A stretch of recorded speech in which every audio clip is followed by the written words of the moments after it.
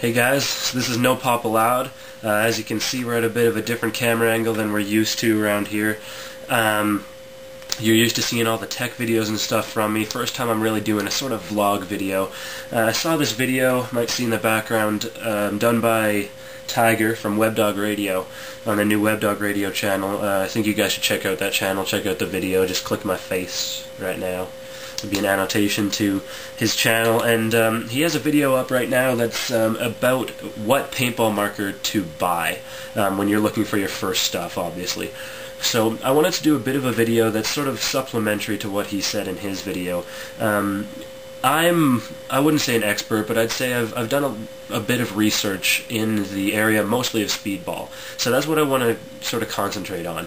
When you're looking at your first stuff, you should always kind of decide, you know, do I like the woods or do I like the Speedball field? You can kind of get stuff that works for both, but for the most part it is sort of two different separate genres. So you should decide which you would rather go with. You know, usually it's a pretty easy decision. Some people just hate being in the indoors, hate being on the small fields, and they'd rather be out there running around and doing scenarios and stuff. So, and then the other people are sort of more in it as a sport, and they want to play it in a sort of more organized and fast way. So I think for the most part people should know which of those they want to look at primarily. So I'm looking at, you know, talking to mostly the people that are playing Speedball and want their first Speedball marker. Obviously, there's more to consider when you're looking at paintball guns than just the gun itself. You're going to obviously need a few more items.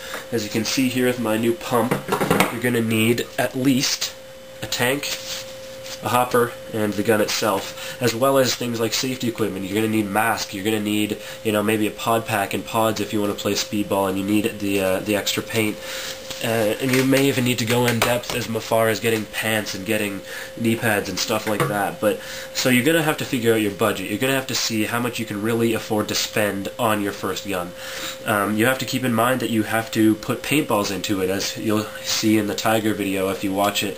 It's very important to not go over budget. You don't want to end up spending $800 on a Speedball nice, you know, some kind of dye or ego or something like that, and realize that you can't put paint into it because you don't have any money left. You know, I always recommend for new players, the best thing to do is first buy a mask, then maybe buy some knee pads, then maybe, you know, a pant or a jersey or something, and then you want to start looking at your gun.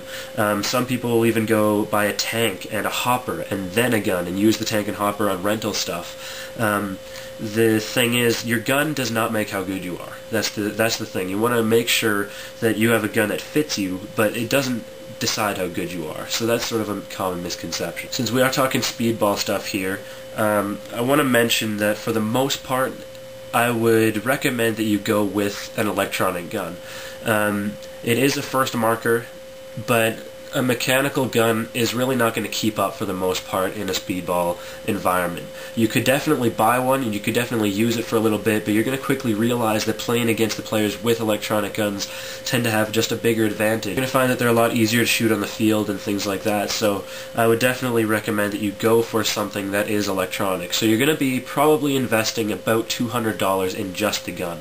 Your hopper, if you want to feed that gun, is probably going to cost about $80 or so, and a tank, you would definitely have to go with high pressure air, so maybe about $150 for a tank, 100 to 150, somewhere around there. The first thing that you should know is that there's really two ways to go about buying your first electric gun. Either buying it brand new from a store or buying it used on the internet somewhere from a friend or something like that. And there's advantages to each. If you go ahead and buy something that is new, you're going to obviously have a brand new marker. It'll probably have a warranty. It'll definitely work and be in good condition when you first get the gun. The difference is, if you go with a used gun, you can go with something like, maybe not this, but my DM5 or something like that, which used to be a high-end gun a couple of years ago, and now that it's a couple of years old, it's dropped in value enough that you'll be able to pay about the same amount as the guns that are brand new, that are the low-end entry electric guns. The things that you want to look for the most are going to be the essential things that most people kind of miss out on. Things like a clamping feed neck. That's crazy important. It's one of the most useful things on a gun. You're going to be putting your hopper on and off every once in a while, but the most important thing is holding your hopper onto your gun. If you look at my sniper here, I've just put tape on the inside of the feed neck, on the outside, sorry, of the feed neck of the hopper, and it just pressure fits in. You have no idea how annoying it is if this starts to spin around or comes out of your gun or something, falls out and you lose all your paint. So you want to make sure you have a nice feed neck. That's one of the most important things to look for. Another thing that is very nice to have is an on-off ASA. Something like this. This is a really simple one that doesn't purge or anything, but being able to turn off the air to your gun is a nice safety feature, as well as, you know, not having to leave your gun gassed up all day is a really good advantage to have. People ask me all the time if I should get a new barrel for my gun, what length of barrel should I look for? If you've spent any time researching things like barrel length in paintball guns, you'll know that length isn't really a big important factor. A 14-inch barrel is about the standard. You only need about an 8-inch barrel to actually shoot a paintball at 300 feet per second, so the length of barrel after that is really unimportant. So 14-inch barrel is what I would say is standard, and there's no point in going out and buying an $80 barrel or whatever it may be, because usually stock barrels nowadays especially are really decent barrels, and there's no point in actually changing the barrel out. Lots of times the higher end barrels, they're advertised as being more accurate or better or lighter in some way. They might be a bit lighter, especially carbon fiber stuff will be, but they're not going to be any more accurate. The bottom line here is that it comes down to personal preference. Whatever you end up going with has ended up your decision. It's not about what I like or what I think is the best, and it's not about what anyone else likes. It's what you personally like as your first gun, is something you think that you would use.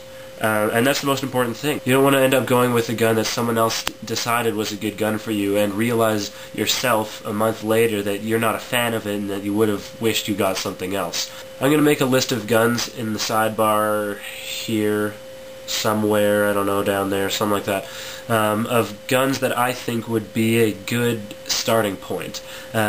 I would not recommend that you just go to the first link and think, hey, this is the one that he recommended, it must be the best. They're just a couple of examples that are probably a pretty good starting point for most people. I want to say one last thing before I end this video. There's a few things that you have to stay away from when you're looking at a first gun.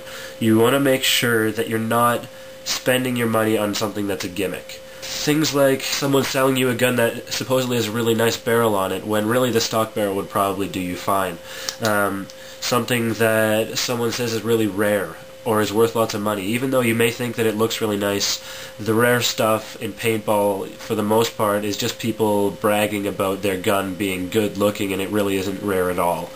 You want to stay away from things like people saying that an upgraded board makes their gun hundreds of times better, way faster and stuff like that. At fields you're going to be probably limited to semi-automatic fire anyways, so the speed of the gun isn't going to matter in the long run. The best thing to do is invest your money in a gun that you'll be able to use for years to come, and a gun that you think is a nice gun personally, and it's not up to anyone else. So I hope this video helped a little bit, and maybe it'll kind of slow down all the questions I've had about beginning guns. I think one thing that you should do is maybe talk to a couple of different people and see what they think about their guns when you're at the field. Just kind of ask people if you can try out their gun or take a shot with it or something like that, and see if it's a gun that you personally like. Be careful with your purchase. You know, that's all I can really say. It's an investment, and if you buy the right gun and you end up with a gun that has really no problems and it fits exactly what you wanted, you're going to have a great time with it, and you're going to go back eventually and buy yourself a new gun or a better gun, and that first purchase will end up being a really successful one. Let me know what you think about this new video style in the comments, or message me something like that. So for now, see you on the field.